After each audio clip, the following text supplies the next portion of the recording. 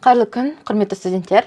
Алдыңғы дәрісімізде біз нейромаркетингтің зерттеулердің нақты нарықта, бренд қалыптастыруда және жарнамада қалай қолданылатын халықаралық кейстер арқылы талдаған болатынбыз. Бүгін біз осы процестердің ең тереңіне адамның биологиялық және нейробиологиялық деңгейіне үңілеміз. Бүгінгі үшінші дәрісіміздің тақырыбы мидың эмоционалды картасы. Біз шешім қабылдаудың шынайы орталығы адам миын ақпараттық магистраль атқаратын нейрондарды зерттеп Саймон Синектің алтын шеңбер стратегиясының нейроғылыммен қалай ұштасатынын көретін боламыз. Ең алдымен маркетологтар үшін тұтынушы мінез құлқын зерттеу не үшін қажет екенін түсініп алайық. Мұнда көрсеңіз 4 негізгі стратегиялық трек бар. Маркетинг пен сатуды жақсарту. Біз дәл бағытталған коммуникация арқылы конверсияны арттырып, тиімді науқандар жасай аламыз. Өнім дизайны мен өңдеуді жетілдіру.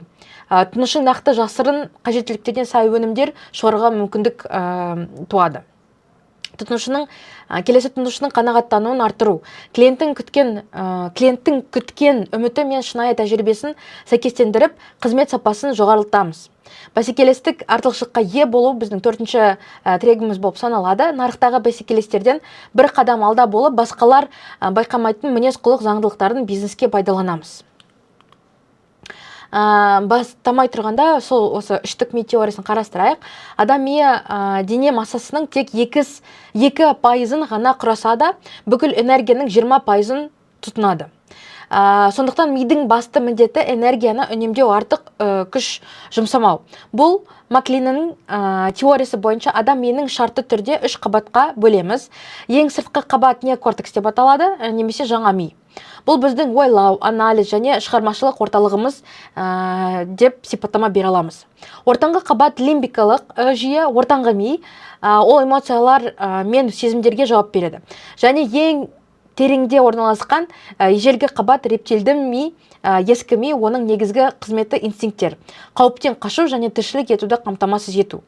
Нейромаркетинг үшін осы 3 қабаттың өзара әрекетін түсіну өте маңызды. Тоқталып кетейік. Енді әр бөлімге жеке тоқталайық. Неокортекс мидың ең жас және ең үлкен бөлімі. Ол жалпы ми массасының 85%-ын құрайды. Ол маңдай, төбе, самай және шүйде бөліктерінен тұрады. Мұндағы ең маңызды аймақ префронталды қыртыс, осы жағы болады. Оны мидың менеджері деп атауға болады. Өйткені ол назарды басқарады және шешімдерді талдайды. Неокортекс сөйлеу, жазу, есептеу және логикалық жоспарлау сияқты жоғары когнитивті функцияларды орындайды. Және осы өзіңізбен сөйлескенде, ішіңізден сөйлескенде сол неокортекс соған жауапты. Бірақ ең қызығы бұл ойлау жүйесі орасан зор энергияны қажет еткендіктен шешім қабылдаудағы саналы логиканың үлесі тек 5% ғана құрайды. Келесі, мидың ортаңғы бөлімі лимбиялық жүйе. Ол қоршаған ортадан келген ақпаратты өңдеп, оны мақсатты тұтынушылық тілекке айналдыратын ассоциативтік жүйе. Мұнда нейромаркетинг үшін 3 маңызды аймақ бар. Біріншісі ол гиппокамп. Оқу және есте сақтау орталығы, ол өнімнің сипаттамаларын нақты эмоционалдық мағынамен байланыстырады. Келесі амигдала, қорқыныш, ашығу, ұйқы сияқты өмірлік қажеттіліктер мен физикалық реакцияларды гормондардың бөлінуін реттейді. Келесі бізде прилежащий ядро деген бөлшегіміз, бұл біздің марапаттау жүйеміз. Осы марапаттау сезімі осы миымыздың бөлшегінде болады. Ол мотивация мен жағымды эмоцияларды нақты сатып алу іс-әрекетіне айналдырады. Ал келесі, енді ең басты құпияны ашайық. Адам миындағы барлық шешімдердің 95%-ы бейсеналы түрде дәл осы рептилді мида қабылданады. Оның құрамына ми бағаны, қимыл қозғалыс пен тепе-теңдікке жауапты миышық кіреді. Рептилді мидың негізгі мақсаты тірі қалуды қамтамасыз ету, қауіп пен ауырсынудан қашу. Ол жазуды күрделі мәтіндерді немесе ең тиімді баға деп ұрандарды түсінбейді. Ол тек инстинкттермен, өзін сақтау, топтық инстинкт, базалық рефлектермен, мысалы тыныс алу, ас қорыту және агрессия, билікке ұмытылу сияқты реакциялармен жұмыс істейді. Нейромаркетологтар үшін бұл аймақтың өнімдер мен қызметтерге беретін жылдам әрі шынайы реакциясын зерттеу өте маңызды.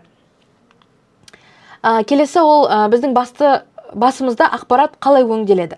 Сызбаға назар аударсақ, жаңа ми неокортекс рационалды деректер мен фактілерді өңдеп, ойлайды. Ортаңғы ми лимбиялық жүйе эмоциялар мен ішкі түйсіктерді сүзгіден өткізіп сезінеді. Ал ескі ми, рептилді ми, осы екі мидан келген мәліметтерді жинақтайды, бірақ түпкілікті шешімді өзі қабылдайды.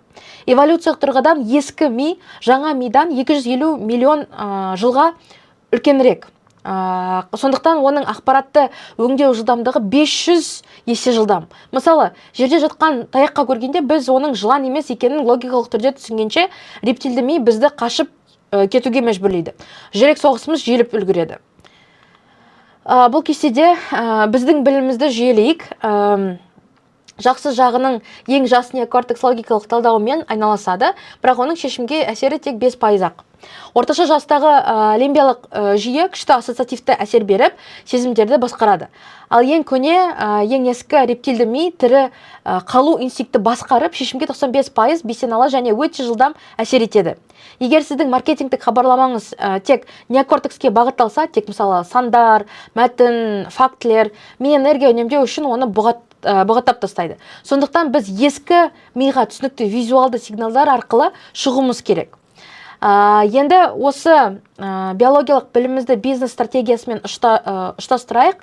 Саймон Синектің алтын шеңбері концепциясы 3 сұрақтан тұрады. Айтып кетейік, 3 сұрақтан тұрады.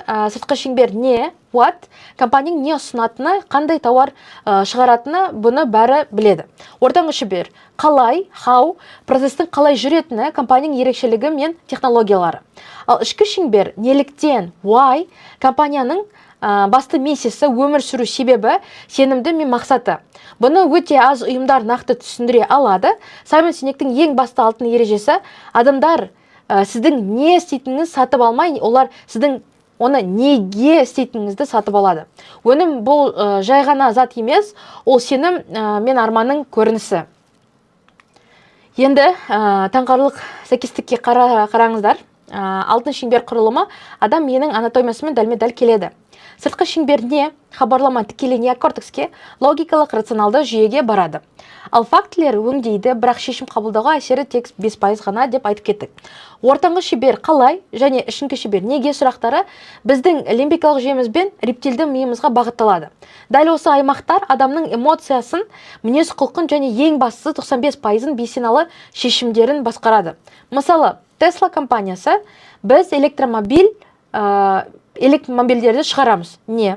Деп бастамайды. Олар біздің миссиямыз, әлемнің тұрақты энергетикаға өтеуін жеделдету деп лимбиялық миыңға жүйенеді.